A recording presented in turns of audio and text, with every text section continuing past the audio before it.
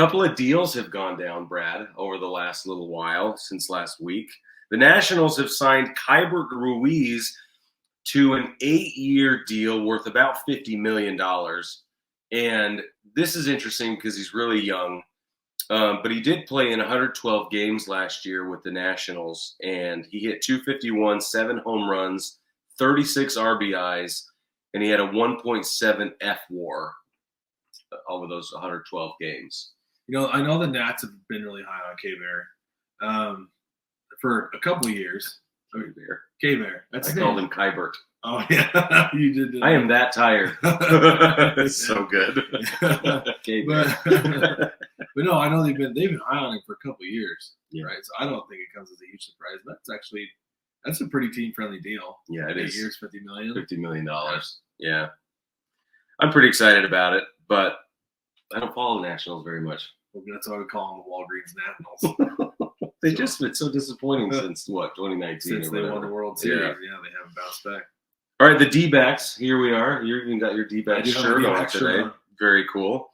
They have signed the number 2 prospect in Major League Baseball, Corbin Carroll, to an 8-year deal, Brad, worth $111 million. That includes a $28 million club option.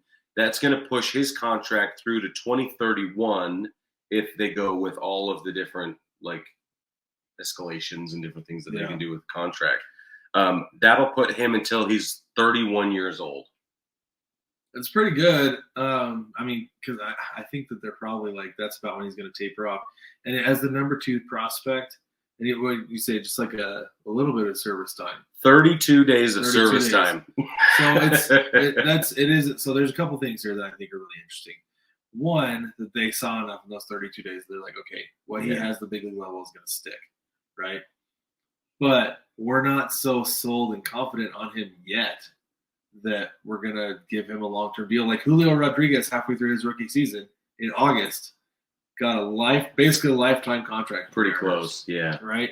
But they're not quite willing to do that with him yet. And they can always extend contracts, they can always rework deals. Mm-hmm. These things are not chiseled into stone. They can always be redone. And so that's true. It's good for him. The D-backs are showing their faith in him and that they're confident in his abilities going forward and everything. But they didn't quite throw the kitchen sink at him, which I think is safe for them. Yeah, but it was pretty close for a 22-year-old kid with 32 days of service time. Exactly. Yeah. So this sets a record for the largest contract given to a player with under 100 days of service time and no foreign playing experience. He didn't come from the Mexican Winter League or Japan or Korea or anything like that. So he came straight up through the system, and they said, "Oh wow!" and then they gave him a bag. So it's pretty exciting. I'm going to pay attention to him this year because that's going to be interesting to watch him. You should. Hopefully, it's very exciting to watch. Yeah, I hope so too. Good news in Arizona.